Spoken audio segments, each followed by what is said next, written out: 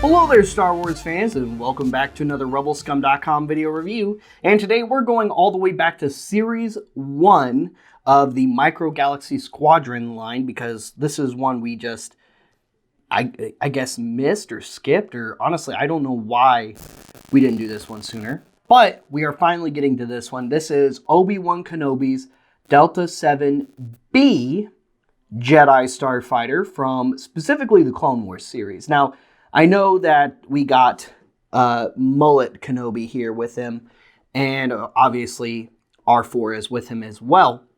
And R4 was with Kenobi through the majority of the Clone Wars up until the battle over Coruscant, which was at the beginning of Revenge of the Sith at the tail end of the Clone Wars. Anyway, here he is in the packaging. We've got that awesome Delta 7B Jedi Starfighter right there. And if you're wondering why I keep specifying with the letter B, that's because if you look at the Delta 7 body design, the B had some modifications in comparison to the regular Delta 7, which we saw in Attack of the Clones. And a lot of the in-between Clone Wars media from 2002 to about 2005 up until we got the introduction of the ETA 2 Actis Interceptor, which is also in this line and we will be covering soon.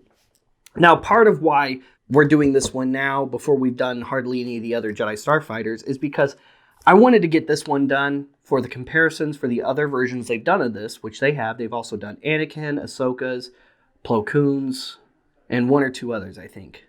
Unless that's all of them. I don't remember for sure. If somebody remembers, please throw it in the comments down below.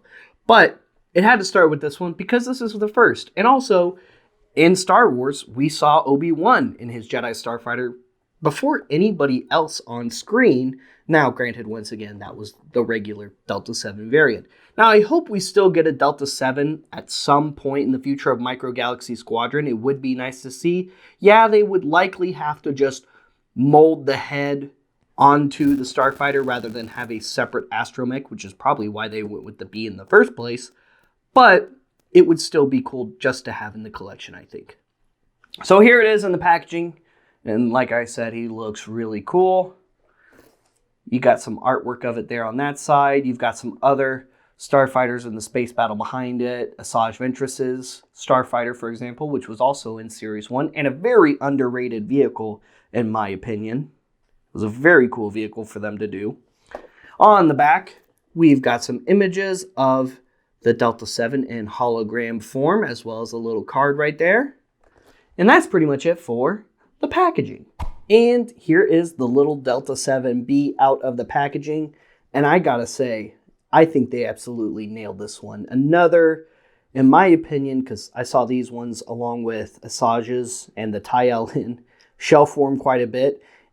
I like to think that's due to quantity of production because this vehicle is awesome. One of my favorite Star Wars Starfighter designs is the Delta 7/Delta 7B Starfighter. All of the Jedi Starfighter designs I thought were always really cool, but I like the little arrowhead design of this especially. When I was a little kid and Clone Wars and Attack of the Clones was kicking off, I used to have like those little triangular kind of looking eraser. You know, you would put those on over your other erasers back when you used pencils. Do kids even have pencils anymore? I certainly don't know. But I used to, those were my little Jedi Starfighters when I was a kid in school. I would play with those at my desk. And then everybody else knows the little paper clips, the little black clips.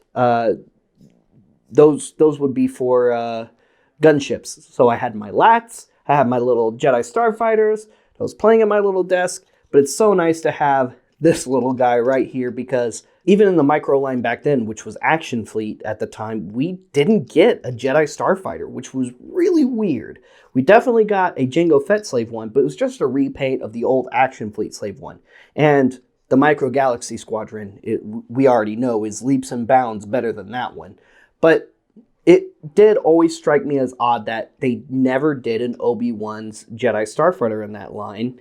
And I'm glad we finally have it. So the color scheme looks really good. We've got that kind of dark maroon color scheme on here with a little bit of green on the back. You've got the fin here. You've got the central astromech socket. You have 3 bits of landing gear that fold right out on the bottom. Man, that last one's just not one to come out, is it? There we go. 3 little landing gear that folds out from the bottom like so. And I love how it sits. It sits so nicely. Of course, the cockpit opens up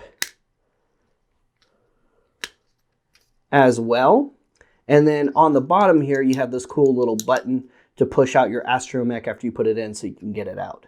But overall, I really do like this a lot. I think they did such a good job on it. Now, it also comes with his hyperspace ring, which looks very nice and is also very well painted. Love that light blue they went with on the engines there.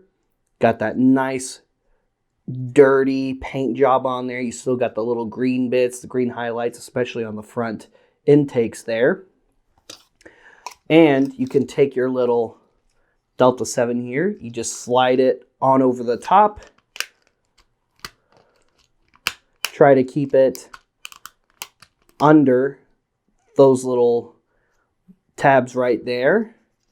And it sits in his little hyperspace ring just like this. And I think that looks really cool. And here are the little figures we get. So there is Obi-Wan Kenobi and R4-P17 side by side in their little bubble card back thingy.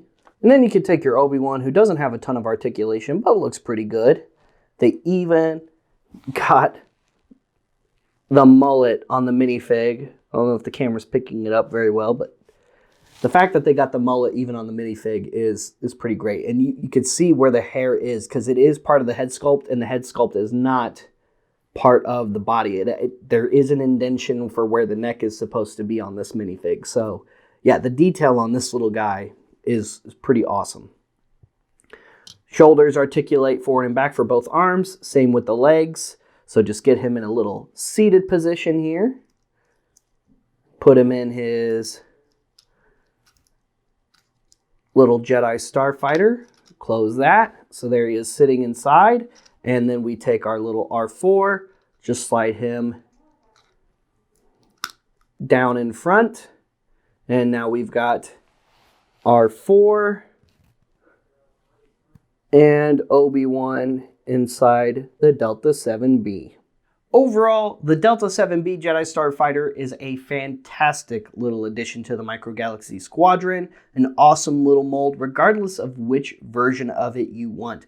If you're holding out for the Ahsoka one, which is out, or the Plo Koon one, I say go for it, whichever one you're after, but definitely the Obi-Wan I think was a good start. I think that was a nice choice to start off with, especially since once again, Obi-Wan's Delta 7 is the first time we ever see a Jedi Starfighter on screen, and it was a really cool one. I mean, yes, like I said, this is the variant from the Clone Wars, but it's still a really awesome design. It still has a very, very cool silhouette. I've always loved the Delta 7, and I love that they included the hyperspace ring, because the hyperspace ring and watching the Starfighters dock to it was always really cool to me, and was a really cool separation to show the earlier time in technology for the prequel era versus the original trilogy era, where a lot of vehicles, like Luke's X-Wing, for example, just had built-in hyperdrives, where little vehicles like this were just a little too small to house such a piece of technology, so they had to have these bigger engines, which, yeah, that makes sense, and it was really cool. And watching it dock in and then slide out and fly through was, it just looks so neat. I've always loved that bit of this mechanically. I've always thought it was super cool. Guys, stay tuned for more Micro Galaxy Squadron reviews. Like and subscribe and follow us on social media. Check out some of our other content. Make sure you check rebelscum.com daily for all kinds of awesome new toy news, reviews, and more, including breaking news on upcoming Micro Galaxy Squadron stuff. So be on the lookout for that on rebelscum.com. Check out our sister website, cooltoyreview.com, There's all kinds of awesome non-Star Wars toy related news, video content, and more. Like and subscribe to the Cool Toy Review YouTube channel and Bay 12 YouTube channel for all kinds of awesome non-Star Wars toy review video content.